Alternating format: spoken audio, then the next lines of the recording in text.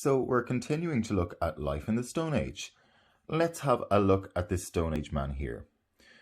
He's wearing animal skin clothing, and this kept a hunter-gatherer warm. It was also a good disguise when hunting for more food.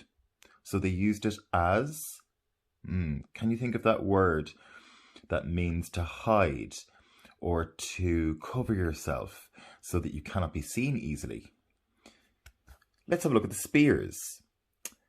Spears were made from tree branches. The sharp part at the top was made out of stone or animal bones. Let's have a look at his belt. A belt made from animal hide kept a hunter-gatherer's tools and weapons close by. Let's read the paragraph here. Tools and weapons. Stone Age people made sure that nothing went to waste, just like my father. When an animal was killed for food, anything that was not eaten was given another use. The woolly part of the animal, called a pelt, had several uses. Its main use was as a thick piece of clothing. This was important as it kept people from freezing to death. Pelts were also used to cover the roof and walls of a house to keep heat in. Even things such as animal bones and teeth were used. Bones were sharpened for use in hunting or cutting up food. Teeth were used as jewellery. So, let's think about, can you think of any other parts of an animal that could be used by hunter-gatherers? So you can write down your answers, you can record your videos and upload them to SESE, and you can just say out that. So let's have a look at this thing called flint. And I know that you've all seen on SESE that Colette's son was using flint to make a spark. So flint. Bone was a useful material for making weapons. But to kill bigger animals, they needed stone. The most common stone used to make weapons and tools was flint. Flint was useful because it could be split into thin, sharp splinters. This was done by hitting it with another hard object, such as a stone hammer. Flint was used to make spears for hunting or axes to chop down trees. Oh, and do you know what, boys and girls? I used to think that flint was just used for making fires, but this has taught me otherwise. So let's have a look at the early homes. So here we have an early Stone Age hut. The first hunter-gatherers needed to move around to hunt and gather food. They lived in homes that were quick and easy to build.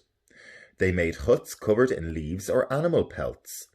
These took very little time to make and could be left behind when they moved on.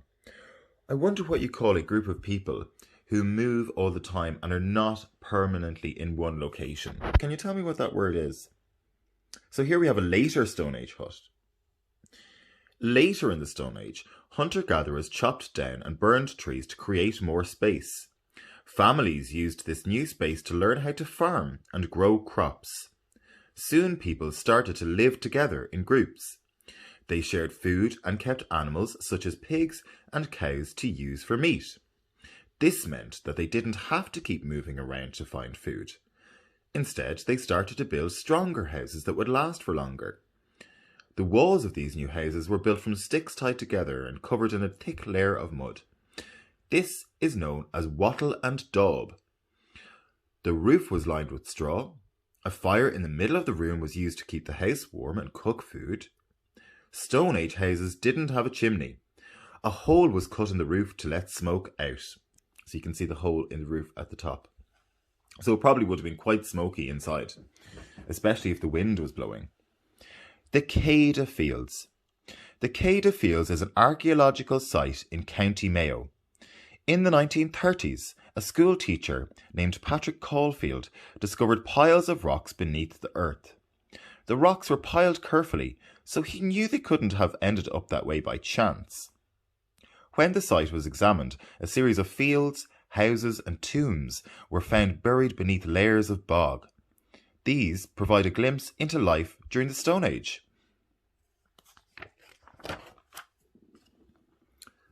So here we have some of objects found in a Stone Age grave.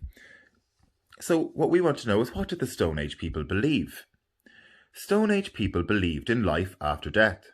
They believed that a proper burial was important to please the gods and make sure a person would make it to the afterlife. Archaeologists have found the Stone Age graves with weapons and bowls of food inside.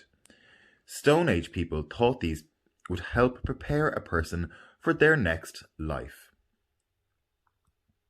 Okay, and the final piece of reading then for today, we're going to have a look at Newgrange. So this is the stone entrance to Newgrange, and you can see all of the Celtic patterns on it. Newgrange is a passage tomb built in County Meath around 3200 BC. Can you remember what BC stands for, boys and girls? A passage tomb is a type of burial chamber with a long, narrow passage made of large stones. Newgrange is shaped like a circle and has several rooms or chambers inside it. Many of the surrounding stones are covered in swirling designs. Newgrange was a very important place for the people of Ireland. Human bones were found inside, so we know that people were buried there. It is also believed to have been used for ceremonies, religious worship, and even the studies of the stars and planets. So I wonder, can anybody tell me more about that? Well, we have a little bit of information about it down here. The winter solstice. Ever since its creation, Newgrange has been used to celebrate the winter solstice. Winter solstice occurs on 21st of December, the shortest day of the year. When Newgrange was being built, a hole in the roof above the entrance was carefully positioned to line up with the rising sun. As the sun rises, a beam of light shines into the chamber through the hole in the roof. Every year, people come from all over the world to Newgrange to watch the sun rise and to celebrate the winter solstice. Try to say that 10 times, boys and girls. So here we have Newgrange. You can see that it's circular. You have the stones here outside it, which you can just about see. And you also have then the actual passage with that little window on top here as well. So, the Stone Age lasted for millions of years. During this time, humans learned how to use stone to make weapons and tools. Around 2500 BC, people in Ireland started to learn how to use metal to make things. So, this was the end of the Stone Age and the beginning of the Bronze Age. Okay, so for your work on Thursday, what you're going to do is you're going to do the very first exercise here, fact finding. Okay, so again, the title up here will be Life in the Stone Age, fact finding.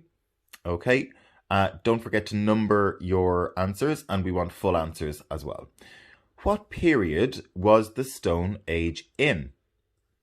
Okay, so like that, it's a matter of going back to the very start of the chapter because it's the first question, and your answer should be on the first page. Question 2. What is a hunter-gatherer? So, you want to look for the sentence that says, a hunter-gatherer is. So what is a hunter-gatherer? Question 3. What part of an animal would hunter-gatherers make into jewellery?